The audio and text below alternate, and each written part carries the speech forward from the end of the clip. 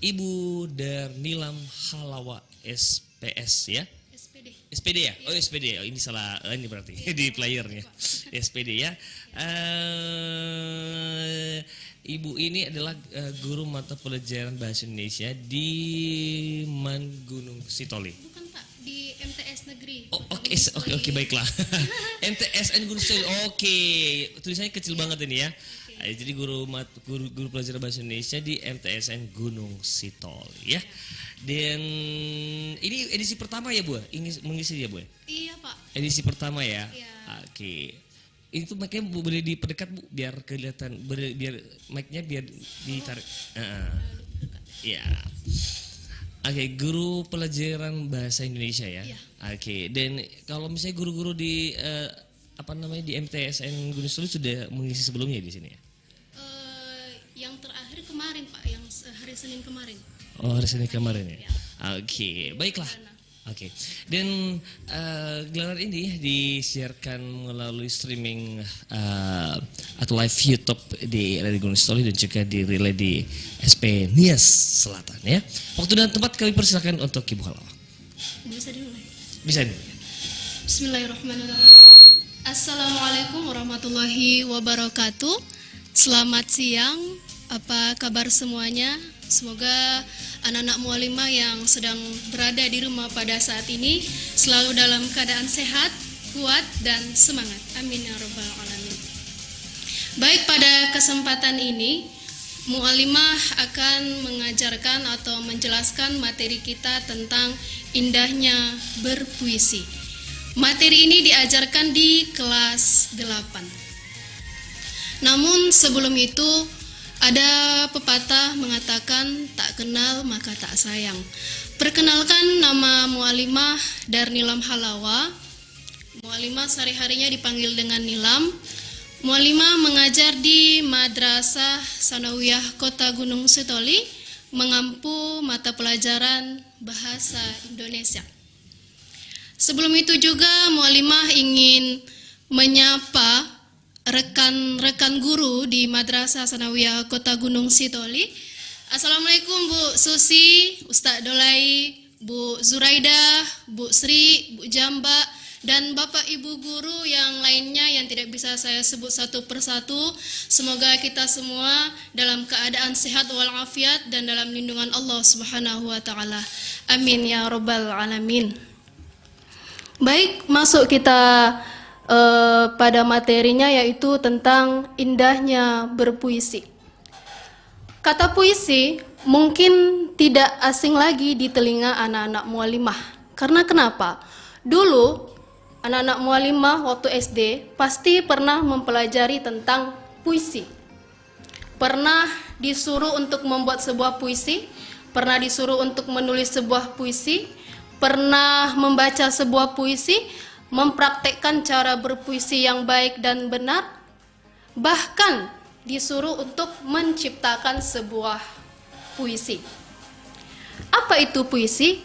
Puisi merupakan sebuah karangan yang mengungkapkan pikiran dan perasaan dengan mengutamakan keindahan kata-kata. Puisi bisa mengungkapkan berbagai hal. Misalnya, ketika kita sedang merasakan kesedihan, kekecewaan, kegalauan, ataupun kita sedang merindukan seseorang, kita sedang merasakan kebahagiaan atau pengagungan kita kepada Sang Khalik yang kita ungkapkan dalam bahasa-bahasa yang indah. Nah, puisi ini anak-anak mualimah bisa kita lihat di mana saja.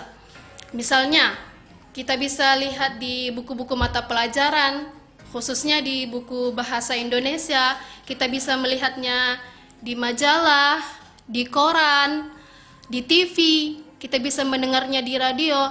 Bahkan di zaman modern yang semakin canggih ini, kita bisa melihatnya di media sosial, misalnya di Google, Twitter, Instagram, Facebook, WhatsApp, dan lain sebagainya. Nah, anak-anak mualimah, di dalam puisi terdapat unsur-unsur yang membentuknya. Unsur-unsur tersebut terdiri dari dua, Yang pertama, struktur batin dan struktur fisik. Apa itu struktur batin dan apa itu struktur fisik? Mari kita bahas satu persatu. Struktur batin dalam puisi merupakan unsur pembangun puisi berupa makna yang tidak terlihat oleh mata. Artinya, struktur batin ini adalah bagian dalam puisi. Kita tidak bisa melihatnya. Namun, bagaimana cara kita menentukan struktur batin dalam puisi? Yaitu dengan cara membaca, memahami puisi yang sedang kita baca, atau kita mendengar, menyimak puisi yang dibacakan, baru kita bisa menentukan struktur batin di dalam puisi. Yang kedua yaitu struktur fisik dalam puisi. Struktur fisik dalam puisi merupakan unsur yang terlihat atau tersurat di dalam puisi sehingga secara lahiriah dapat ditangkap oleh indera pembaca. Nah, tadi Mualimah jelaskan bahwa struktur batin ini bagian dalam puisi, sedangkan struktur fisik itu bagian luar. Artinya kita bisa melihat bagaimana sih bentuk dari puisi itu.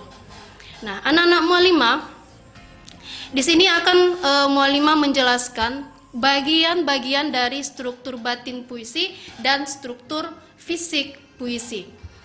Nah, struktur batin puisi itu terdiri dari 4. Yang pertama ada tema, yang kedua nada, ketiga ada perasaan atau feeling, yang keempat ada amanat atau pesan. Sedangkan bagian-bagian dari struktur fisik ada diksi, tipografi atau perwajahan puisi, yang ketiga ada imaji atau citraan, yang keempat ada majas, dan yang kelima rima dan ritme. Struktur batin puisi yang pertama tadi ada tema. Tema merupakan ide atau pokok pikiran di dalam puisi. Tema merupakan unsur yang paling utama di dalam puisi. Kalau tidak ada tema, maka tidak bisa disebut sebagai puisi. Nah, di sini anak-anak Mualimah akan menyampaikan sesuatu. Terkadang Mualimah pernah bertanya kepada siswa-siswi, sama tidak tema dengan judul? Ada yang berkata sama Mualimah, tema dan judul itu sama Mualimah. Padahal sebenarnya anak-anak Mualimah, tema dan judul tidaklah sama, sangat berbeda. Tema merupakan ide atau pokok pikiran di dalam puisi, sedangkan judul merupakan kepala dari isi puisi. Mualim memberikan sebuah contoh. Mualim akan memberikan sebuah tugas, ini contoh. Anak-anak Mualimah, tolong buatlah atau tulislah sebuah puisi bertemakan kemerdekaan. Itu ya, temanya mengenai kemerdekaan. Judulnya yang menentukan adalah anak-anak Mualimah berdasarkan tema yang sudah Mualim tentukan, yaitu tentang kemerdekaan. Judulnya apa? Misalnya Pahlawanku Merdeka, Satu Langkah untuk Merdeka. Nah, judul-judul itu berkaitan dengan tema yang sudah Mualim tentukan mengenai kemerdekaan. Contoh yang lain, misalnya Mualimah sudah menyiapkan sebuah puisi. Di situ ada judulnya, kemudian ada isi dari puisi itu. Mualim berikan kepada anak-anak Mualimah. Anak-anak Mualimah, ini puisi ya. Silakan kalian tentukan tema dari puisi itu. Bagaimana cara anak-anak Mualimah mendapatkan atau menemukan tema dalam puisi itu? Yaitu dengan cara membaca dan memahami puisi yang sedang dibaca. Kalau tidak dibaca, kalau tidak dipahami, maka kita tidak akan mendapatkan tema dari puisi itu. Kemudian yang kedua adalah nada. Nada merupakan sikap seorang penyair terhadap puisinya, sehingga nada ini sangatlah berkaitan dengan makna dan rasa. Ini Mualimah berikan contoh. bukan hanya musik saja yang memiliki nada, puisi pun memiliki nada. Coba anak-anak mualimah bayangkan, kalau seandainya ada musik tanpa nada, merdu tidak? Indah tidak? Tentu tidak anak-anak mualimah. Misalnya ada lagu Maulana, Maulana ya Maulana. Bagaimana kalau seandainya nada musiknya itu datar saja atau biasa saja? Maulana ya Maulana, ya Maulana. Orang yang mendengarnya apa lagu ini? Mengapa tidak ada nadanya? Ya kan? Nah, bagaimana kata Maulana itu biar lebih indah untuk didengar? Yaitu dengan adanya nada. Contohnya, Maulana ya Maulana, ya sami'u du'ana. Ada nada. Jadi orang yang mendengarnya, wah, indah ya. Musiknya merdu sekali. Nadanya bagus sekali.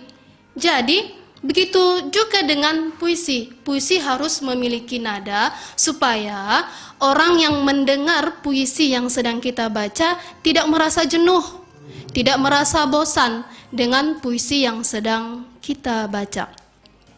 Kemudian yang ketiga yaitu perasaan atau feeling. Perasaan atau feeling merupakan sesuatu hal yang dilatar belakangi oleh latar belakang si penyair atau si pencipta puisi. Misalnya dilatar belakangi oleh agama, pendidikan, kelas sosial, pengalaman sosial, jenis kelamin, dan lain sebagainya. Yang keempat yaitu amanat. Amanat adalah pesan atau nasihat yang disampaikan oleh si penyair atau si pencipta puisi di dalam puisinya.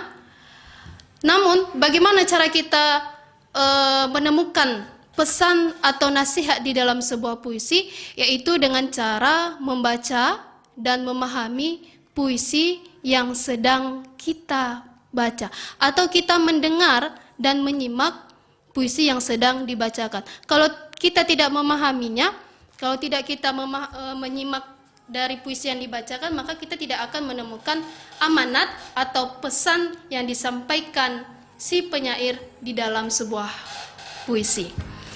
Itu anak-anak mualimah mengenai struktur batin dalam puisi. Nah, masuk kita pada struktur fisik puisi.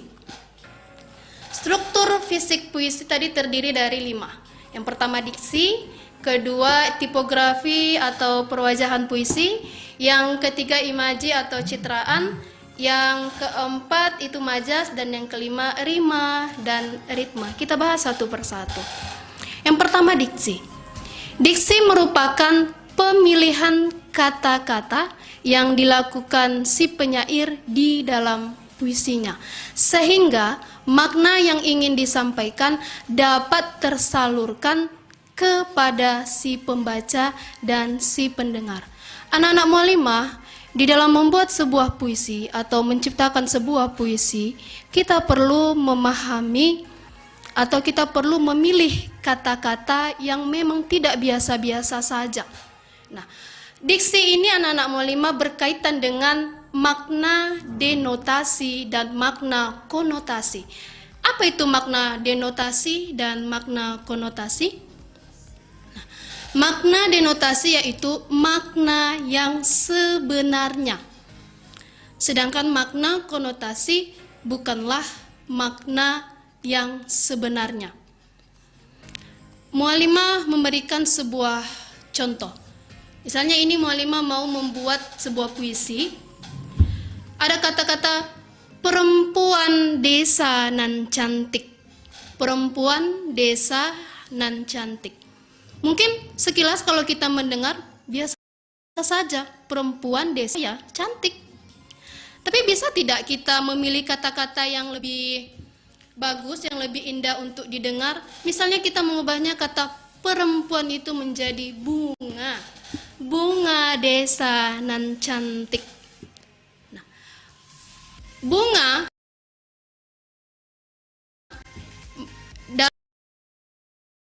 bunga yang ada di pekarangan rumah kita, yang ada di pot, itulah bunga dalam arti sebenarnya. Sedangkan makna konotasinya apa? Bunga bukan diartikan sebagai bunga yang ada di pot, bukan. Tapi bunga diartikan sebagai perempuan. Coba kalau kita lihat bunga di depan rumah. Kalau kita melihatnya pasti kita bilang, wah cantik sekali bunga ini, indah. Jadi perempuan diibaratkan sebagai bunga. Bunga desa nan cantik. Artinya perempuan desa nan cantik. Contoh yang kedua, misalnya membuat sebuah puisi, kata-katanya begini. Hatiku hancur. Hatiku hancur. Kata hancur mungkin itu katanya biasa-biasa saja. Hatiku hancur, ya udah hancur. Tapi bagaimana kalau kita mengubah kata hancur menjadi hatiku teriris-iris? Nah, di situ teriris-iris bukan berarti hatinya terbelah-belah anak-anak mualimah. Tidak. Dalam makna denotasi atau makna yang sebenarnya, kata teriris-iris berarti ada itu kalau kita lagi iris bawang, jadi terbelah-belah ya nak. Itu. Jadi terbelah-belah itu arti makna denotasi dari teriris-iris. Tetapi makna konotasi dari kata teriris-iris, hatiku teriris-iris, yaitu hancur, hatinya sakit, hatinya marah, dan lain atau pemilihan kata-kata. Yang kedua, anak-anak mualimah, tipografi atau perwajahan puisi. Nah, puisi juga memiliki wajah, tapi wajahnya bukan seperti kita. Ada mata, ada hidung, ada bibir, ada pipinya. Bukan seperti itu wajah puisi. Bagaimana wajah puisi atau tipografi dari puisi? Yaitu bentuk format pada puisi. Bentuk format. Seperti pengaturan baris. Misalnya baris tepi kertas kanan, kiri, atas, bawah, pengaturan jenis huruf apa yang digunakan, warna hurufnya apa, sehingga berpengaruh pada pemaknaan dari isi puisi itu sendiri. Anak-anak mualimah pasti pernah melihat bentuk puisi ya. Ada itu anak-anak mualimah, puisi bentuknya rata kanan tapi tidak rata kiri. Ada juga bentuk puisinya itu fokus saja di tengah. Jadi apa tujuannya? Yaitu untuk menarik perhatian si pembaca untuk melihat, untuk membaca dan memahami puisi yang sedang dibacakan atau puisi yang sedang dipahami. Kemudian anak-anak mualimah yaitu tentang imaji atau citraan. Imaji atau citraan merupakan susunan kata-kata yang dapat mengungkapkan pengalaman indrawi seperti penglihatan, pendengaran, penciuman, dan perasaan. Yang keempat yaitu majaz. Majaz adalah bahasa kias yang digunakan untuk menciptakan kesan tertentu bagi penyimak dan pembaca. Ada banyak majaz yang digunakan oleh si penyair atau si pencipta puisi di dalam membuat puisinya. Salah satunya adalah majaz personifikasi. Apa itu majaz personifikasi? Yaitu seolah-olah benda mati hidup. Itu salah satu majaz yang digunakan di dalam sebuah puisi. Mualimah memberikan sebuah contoh. Ribuan tetesan air menyerbu bumi, memaksa sang awan untuk menangis. Sementara butiran-butiran bening menari di atas tanah. Coba kita perhatikan anak-anak mualimah. Ribuan tetesan air menyerbu bumi, menyerbu. Yang bisa kata menyerbu itu seharusnya itu dilakukan oleh benda hidup. Contoh manusia, binatang, itu yang bisa menyerbu. Tapi di sini dia katakan ribuan tetesan air menyerbu bumi, seakan-akan tetesan air itu menyerbu, sedang berlarian, padahal tidak anak-anak mualimah. Seakan-akan air hujan dianggap seperti benda hidup seperti manusia dan hewan. Kemudian kalimat yang berikutnya, memaksa sang awan untuk menangis. Sang awan menangis. Yang bisa menangis itu siapa anak-anak mualimah? Manusia ya.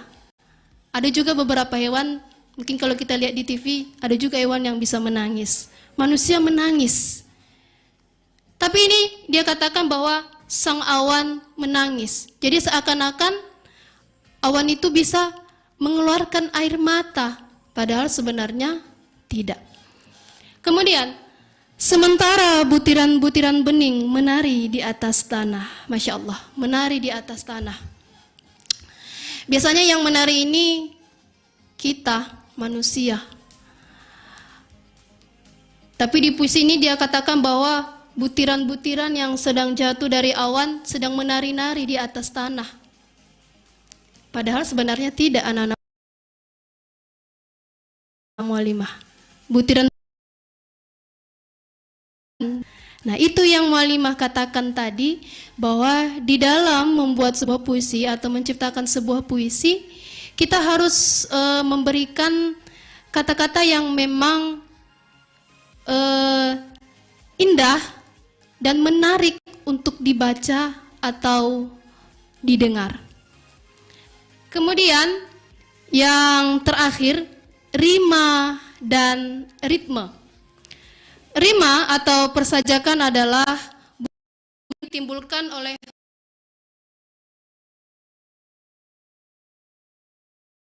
di dalam puisi. Nah, di sini ambil kata kunci yaitu persamaan bunyi-bunyi dalam larik dan bait. Tadi ada puisi yang sudah Mualim bacakan, menyerbu bumi. Huruf terakhirnya apa? I. Kemudian memaksa sang awan untuk menangis. Huruf terakhirnya apa? S. Sementara butiran-butiran bening menari di atas tanah. Huruf terakhirnya apa? H. Jadi, rima dalam puisi ini tidaklah beraturan. Yang pertama ada hurufnya, yang pertama ada I, kedua S, dan yang ketiga adalah H. Selanjutnya, ritme atau irama. Ritme atau irama yaitu pergantian tinggi rendah, panjang pendek, dan keras lembut ucapan bunyi. Anak-anak mualimah dalam membaca sebuah puisi sangatlah penting pengaturan intonasi, pengaturan irama, karena ini akan berkaitan dengan emosi dari si pendengar. Misalnya, Mualim berikan sebuah contoh, kata ibu, ya, tinggi rendah. Bagaimana kalau seandainya yang membaca puisi ia membacakan kata ibu saja, ibu, tinggi ya. Kemudian rendahnya seperti apa? Ibu. Panjang, panjang pendek. Ibu. Panjang ya. Kemudian pendek, ibu. Pendek. Kemudian bagaimana kalau seandainya keras lembut ucapan bumi? Keras lembut ucapan bunyi. Misalnya kata ibu itu dia keraskan, ibu. Lembutnya bagaimana? Ibu. Ibu. Jadi anak-anak mualimah, ritme atau irama di dalam sebuah puisi sangatlah berpengaruh pada emosi si pembaca. Karena kalau kita tidak bisa mengatur irama atau nada di dalam sebuah puisi, maka si pendengar tidak akan dengan puisi yang sedang kita baca. Baik, di sini Mualimah akan membacakan sebuah puisi. Kebetulan puisi ini yang menciptakan Mualimah sendiri. Judulnya Binar Wajahmu Ibu. Segenggam harapan bergejolak memandangi langit biru yang tersenyum.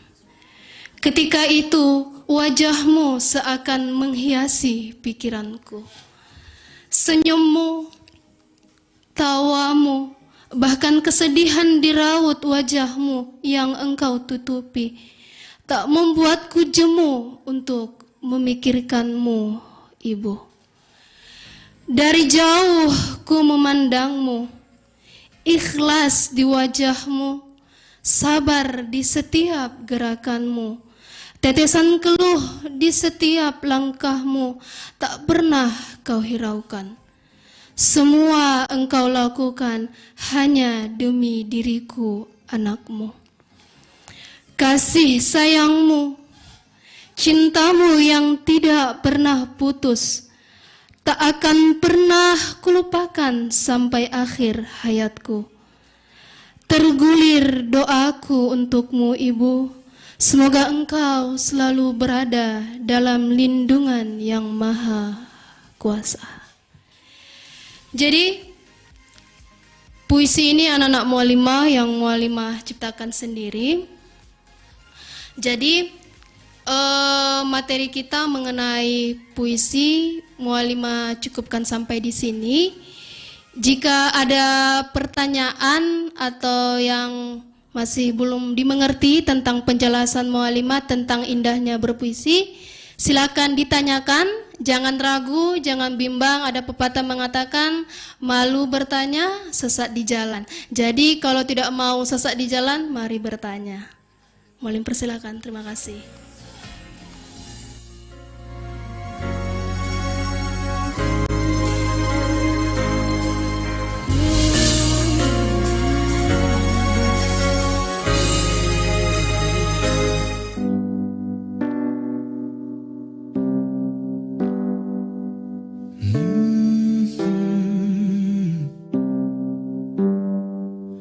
Di saat kau merasa hidup sendiri dalam kerasnya dunia, tersenyumlah.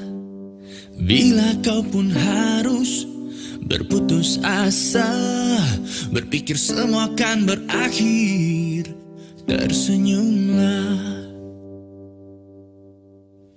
Kau tak sendiri, aku di sini menantimu bersama hangatnya mentari.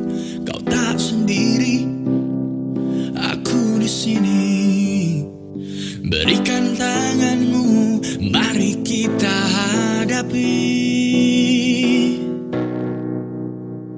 Hidup memang tak selalu seperti yang kau inginkan, yang kau harapkan. Hadapilah dengan hati tenang dan tetap melangkah. Kau tak sendiri.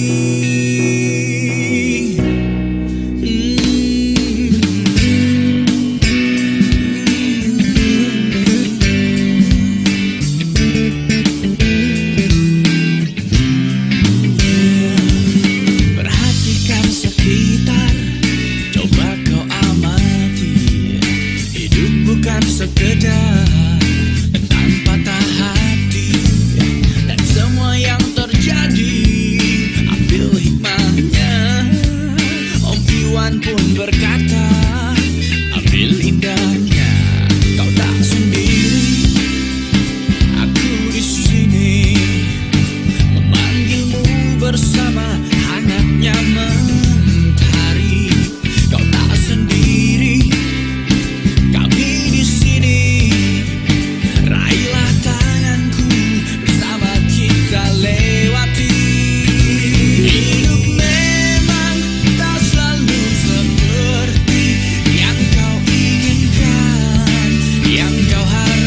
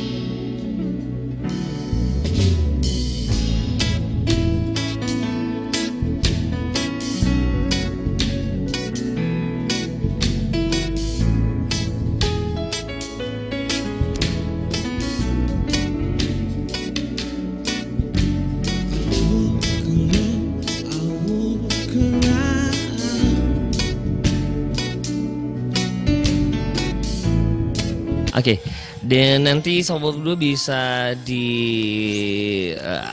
kalau misalnya ada pertanyaan, ada hal yang pengen di-sharing ya, silakan ya, kamu bisa komen di live YouTube RRI dan juga di WA Pro 2 ya. Kita bicara tentang puisi ya. Oke, ada Nani, langsung aja Bu ya. Ada Nani ya yang udah bertanya. Ya. Katanya Bu bagi tips dong biar bisa bikin puisi yang bagus. Terima kasih. Oke. Oke. Tips bagaimana cara membuat puisi yang bagus. Ini sebenarnya dalam membuat sebuah puisi, yang pertama itu adalah tentang kalau saya pribadi itu berdasarkan pengalaman yang pernah kita rasakan. Contoh, misalnya kita sedang patah hati, ya, atau kita sangat menyayangi kedua orang tua kita, tapi kita tidak bisa mengungkapkan bahwa kita menyayangi mereka. Atau kita sedang merasakan kebahagiaan, tapi kita tidak bisa untuk mengungkapkan itu secara langsung dengan kata-kata. Nah, dengan berpuisi, maka kita bisa memberikan imajinasi seperti berdasarkan pengalaman kita membuatnya berdasarkan imajinasi kita. Ya, itu tadi berkaitan dengan struktur batin dan struktur fisik dalam puisi. Salah satunya adalah diksinya, pemilihan kata-kata. Misalnya ini Mualimah akan memberikan sebuah contoh, misalnya Mualimah sedang merasakan patah hati. Ya, misalnya lagi putus cinta.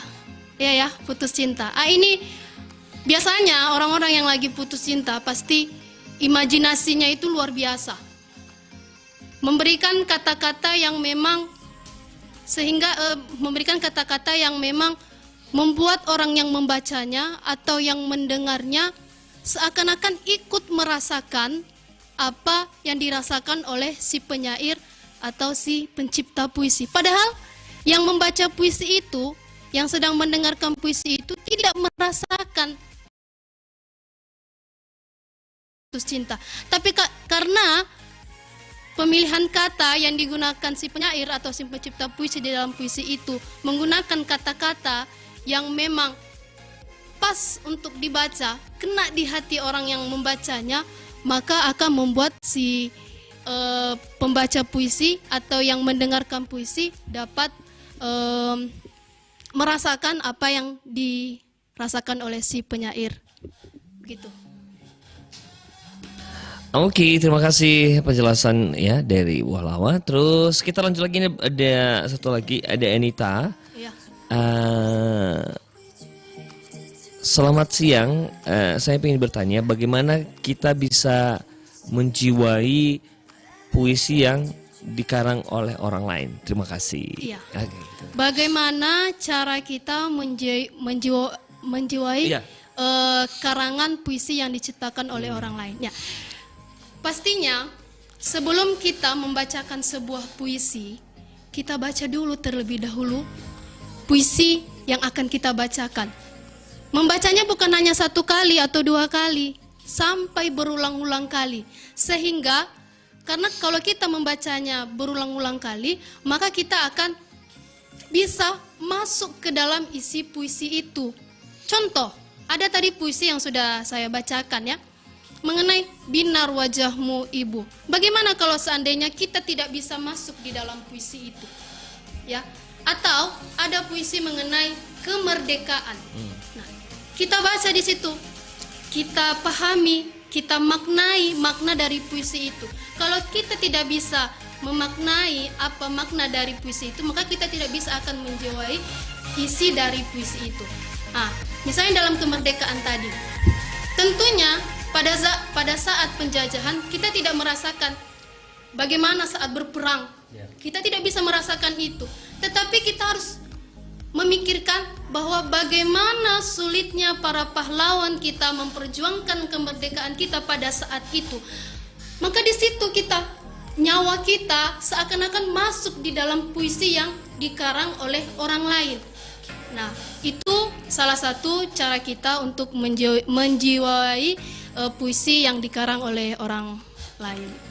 Oke, baiklah. Jadi harus bisa mengerti apa makna dari. Betul. Harus dibaca berulang-ulang kali. Tapi kalau yang 1-2 kali ya kita tidak bisa menjiwai itu. Oke. Baiklah. Tapi memang memang ada beberapa orang sih yang mungkin dulu waktu masih sekolah gitu kan. Ada beberapa orang yang memang susah gitu. Iya, susah memang. untuk dibaca berulang dan mereka susah memang katanya memang nggak ada jiwanya gitu katanya. Susah menjiwai sebuah puisi. Apakah memang itu karena bawaan seseorang atau gimana sih, Bu? Atau karena mungkin kurang masuk ke maknanya itu gimana? Jadi begini. Sebenarnya memang tidak semua orang bisa menjiwai puisi yang sedang dibacakan. Itu hanya orang-orang yang memang kalau istilah kata gaulnya sekarang baperan. Baperan, bawa perasaan. Jadi biasanya orang-orang yang baper atau bawa perasaan itu akan sangat mudah masuk untuk menjiwai puisi yang sedang dibacakan. Tapi kalau tidak baperan atau tidak pas masuk perasaannya di puisi itu, tidaklah bisa. Karena contohnya saja, kalau kita memilih orang yang ingin membacakan puisi bukan sembarangan, bukan sembarangan orang. Yang dipilih memang orang-orang yang memang mantap, pas dia untuk memaknai atau menjiwai puisi yang sedang yang dikarang oleh orang lain. Jadi tidak semua orang gitu bisa membaca atau bisa menjiwai puisi gitu ya. Baiklah, untuk kalian kita masih tunggu ya sampai jam 11 waktu Indonesia Barat nanti.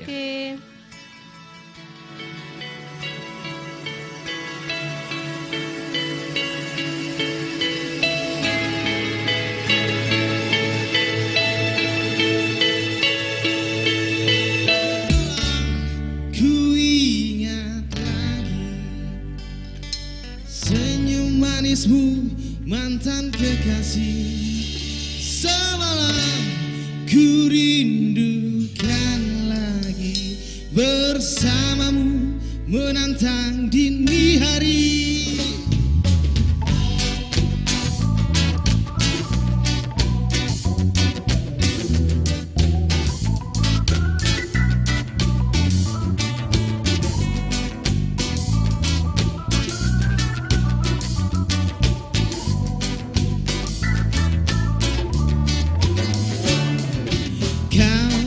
Bercerita tentang bintang, kenapa tak selalu bersama bulan? Katamu bintang tetap bersinar, hanya kadang tertutup awan. Kau rebut hatiku.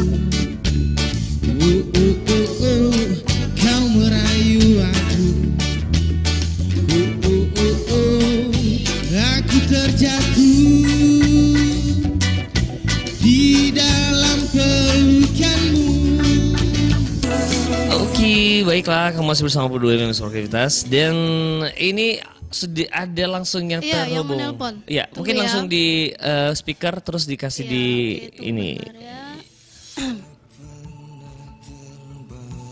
Tunggu dulu.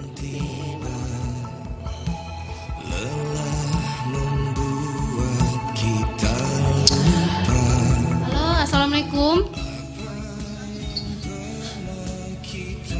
Halo, assalamualaikum warahmatullahi wabarakatuh.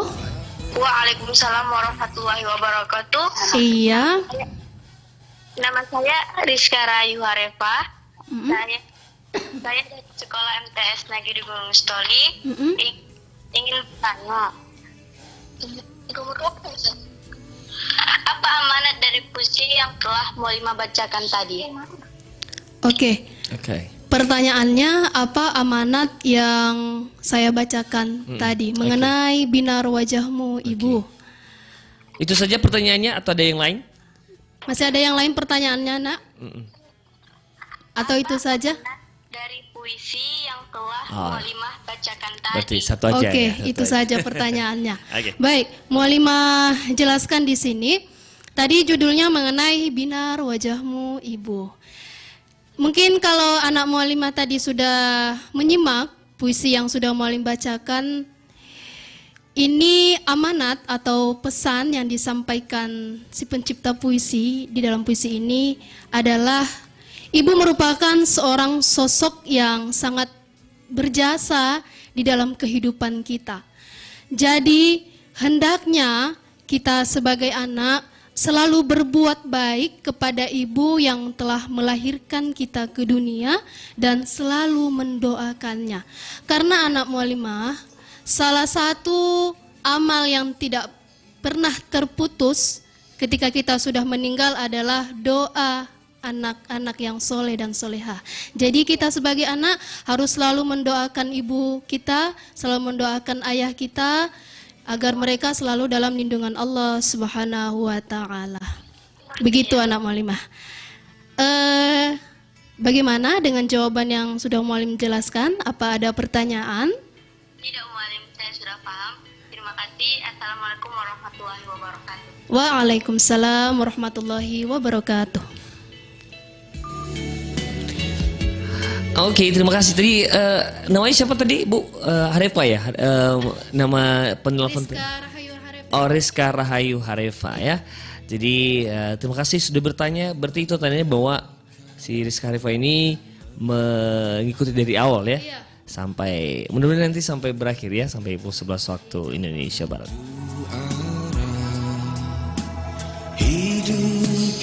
Oke, buat yang lain kita masih tunggu, kita masih ada waktu 10 menit lagi.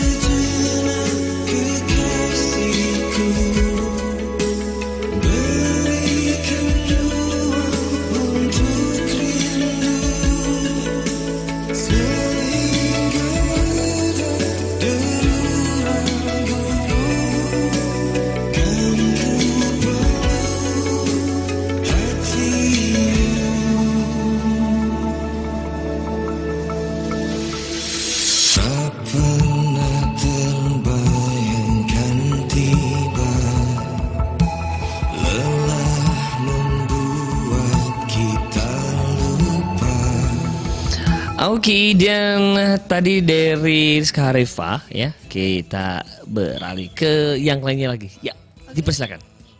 Ya. Assalamualaikum warahmatullahi wabarakatuh. Waalaikumsalam warahmatullahi wabarakatuh. Nama saya Anggi Muspida Telembanua. Iya. Saya dari Sekolah MTS Negeri Gunung Stoli. Saya ingin bertanya, Mualimah, tolong jelaskan kembali maksud dari makna denotasi dan konotasi. Oke, ada pertanyaan yang lain, Nak? Ada pertanyaan yang lain? Oke, seperti itu saja ya. Itu saja ya. Oke, dipersilakan. Oke. Mualimah, Iya ya. Oke, ya. Itu aja. Mualimah jelaskan mengenai makna denotasi dan konotasi. Bukan kontasi ya, Nak ya, tapi konotasi. Ya. Makna denotasi yaitu makna yang sebenarnya. Sedangkan makna konotasi merupakan makna yang tidak sebenarnya. Kebanyakan pencipta puisi lebih banyak menggunakan makna konotasi dibanding dengan makna denotasi karena kenapa mereka memberikan makna konotasi? Karena lebih menarik untuk didengar. Mualimah berikan contoh tadi anak Mualimah, misalnya kata perempuan desa nan cantik, ya. Perempuan itu mungkin kalau kita dengar ya katanya biasa aja, perempuan ya perempuan. Makna. Tapi bagaimana kalau kita mengubah kata perempuan itu menjadi bunga? Ya. Makna denotasi dari bunga apa? Makna yang sebenarnya apa mengenai bunga? Jadi bunga itu kan yang ada di pekarangan rumah. kalau kita yang sering kita lihat di pot, yang sering ditanam orang. Sedangkan makna konotasi dari bunga dalam puisi itu, bunga diibaratkan seperti perempuan diibaratkan seperti bunga. Bunga desa nan cantik. Jadi anak mualimah, yang dimaksud dengan makna denotasi dan makna konotasi yaitu makna denotasi makna yang sebenarnya yang memang berasal dari kamus, sedangkan makna konotasi adalah makna yang tidak sebenarnya. Itu saja anak mualimah. Bagaimana? Apa bisa dimengerti? Halo? Iya, bagaimana dengan penjelasan mualim? Apa sudah bisa dimengerti? Sudah mengerti Malim. Terima kasih Malim. Assalamualaikum. Waalaikumsalam warahmatullahi wabarakatuh. Oke, terima kasih buat adik kita yang sudah bertanya ya. Dan memang penting mengetahui makna dari konotasi dan juga notasi gitu ya. Dan memang yang kalau misalnya kita baca puisi lebih banyak konotasinya gitu ya. Betul ya. Biar karena lebih apa kayak itu demi lebih kelihatan apakah karena hanya biar lebih kelihatan indah atau biar lebih cepat tersampaikan maksud dan tujuan. Lebih menarik saja. Misalnya kan tadi sini saya kasih puisi segenggam harapan bergejolak memandangi langit biru yang tersenyum. Langit biru yang tersenyum. Mana bisa langit biru? Oke. Jadi kita menggunakan makna konotasi supaya si pembaca tidak mudah jenuh dan bosan dengan puisi yang sedang kita bacakan. Oke, luar biasa ya. Dan menurut saya ini orang-orang yang pintar bikin puisi termasuk orang-orang yang jenius sih menurut saya. Betul. Iya, kenapa? Karena mereka bisa sampai pemikirannya. Berimajinasi ya, gitu ya. Betul sekali, Pak. Dan tidak semua orang bisa menciptakan sebuah puisi. That's right, betul. Apalagi ini mungkin pengalaman saya pribadi. Mungkin agak lebih dekat di mic gitu maksud. Mungkin pengalaman saya pribadi, orang-orang yang bisa menciptakan puisi itu sebenarnya lebih mengarah kepada permasalahan-permasalahan hidupnya. Jadi ketika ia sedang memiliki masalah, apalagi orang itu tidak bisa curhat kepada siapapun, jadi dengan dia membuat sebuah puisi, maka setidaknya apa yang ada di dalam hatinya, apa yang ada di dalam pikirannya bisa tercurahkan dengan puisi yang ia buat.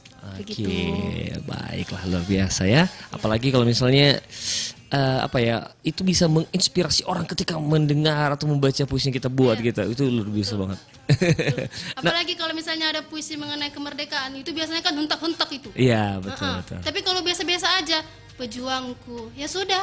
Oke. Yang mendengarnya pun apalah ini. Iya, betul. Ya, jadi tidak tersampaikan gitu ya maknanya ya. Oke, baiklah, waktu kita tinggal sedikit lagi dan terima kasih untuk semua teman-teman atau kalau misalnya ada yang telepon satu lagi kita masih berikan kesempatan ya. Tapi mudah-mudahan materi kita di siang hari ini bisa memberikan wacana baru lah, ilmu baru gitu ya untuk adik-adik kita dan mungkin lebih terinspirasi lagi untuk bisa bikin puisi gitu ya. Daripada tapi sekarang banyak yang saya lihat di media sosial gitu ya sering bikin puisi gitu kan. Iya, banyak. Jadi orang-orang juga bisa membaca karya kita gitu kan. Betul. Oke, Pak, di sini ada yang nelpon. Oke, kita persilakan ini yang terakhir ya karena waktunya. Terakhir. Oke, dipersilakan. Halo, assalamualaikum warahmatullahi wabarakatuh. Halo, assalamualaikum Malim. Waalaikumsalam warahmatullahi wabarakatuh. Perkenalkan, nama saya Salsabila Putri dari MTS Gunung Sitoli. Iya. Saya ingin bertanya, apa yang harus kita perhatikan dalam membaca puisi yang baik? Apa yang harus kita perhatikan dalam membaca puisi yang baik? Oke, Mualimah jelaskan. Yang perlu kita perhatikan dalam membaca puisi yang baik ini menurut Mualim ada 3 yang harus kita perhatikan. Yang pertama mengenai artikulasi kata. Ya, ketika kita membacakan sebuah puisi, pengucapan bunyi, pengucapan huruf-huruf haruslah jelas seperti a i e u o. Jadi harus jelas, nak. Jangan kalau kita misalnya membacakan puisi itu seperti kumur-kumur, maka orang yang membacanya tidak akan mengerti. Misalnya, ada di sini, dari jauh ku memandangmu, ikhlas di wajahmu, sabar di setiap gerakanmu. Tapi bagaimana kalau ia membaca misalnya artikulasinya tidak jelas? Dari jauh ku memandangmu, ikhlas di wajahmu, sabar di setiap gerakanmu. Tentu orang yang mendengarnya apa pula ini? Kan tidak jelas anak mualimah. Jadi harus menggunakan artikulasi atau pengucapan bunyi-bunyi yang jelas. Yang kedua yaitu dengan memperhatikan intonasi ketika membaca. Ini berkaitan dengan ritme tadi atau irama, misalnya panjang pendek, keras lembutnya, ucapan bunyi. Jadi ini akan berkaitan dengan puisi yang sedang kita bacakan. Kemudian yang ketiga yaitu mengekspresikan puisi. Nah, ini yang sangat penting, yaitu mengekspresikan puisi. Kalau kita tidak bisa mengekspresikan puisi, maka orang yang melihatnya seakan-akan puisi yang kita bacakan dengan ekspresi kita pada saat membaca puisi itu tidak berpengaruh. Misalnya, ada tadi sini mau membacakan, bagaimana kalau seandainya dari jauh ku memandangmu, ikhlas di wajahmu, sabar di setiap gerakanmu. Bagaimana kalau seandainya dia membaca, dari jauh ku memandangmu, ikhlas di wajahmu, sabar di setiap gerakanmu. Tentu ekspresinya tidak sesuai dengan kalimat di dalam puisi itu. Jadi kita harus memperhatikan ekspresi kita ketika sedang membaca puisi. Itu saja anak mualimah, apa bisa dimengerti?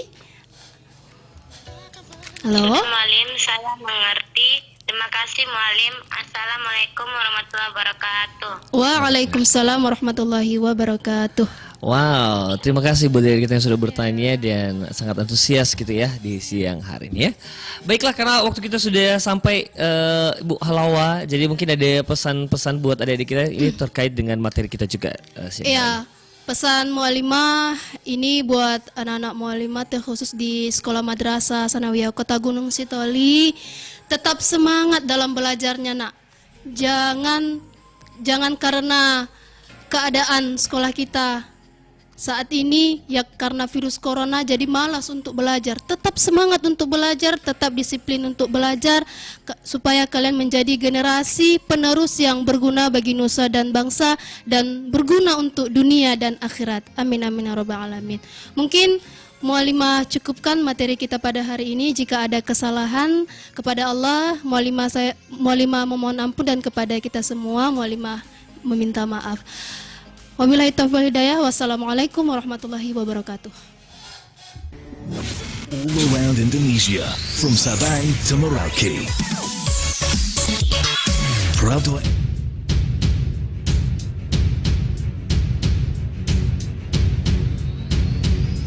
Indonesia, tatanan kehidupan baru sebagai sebuah situasi pasca pandemi yang memang berbeda dengan sebelumnya.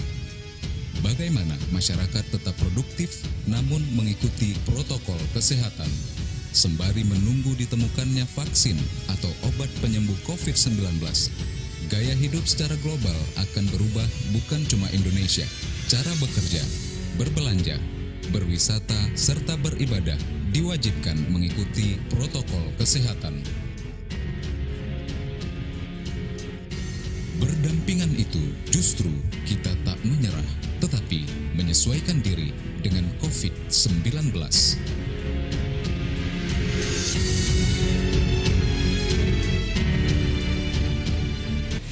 RRI Radio Tangga Bencana COVID-19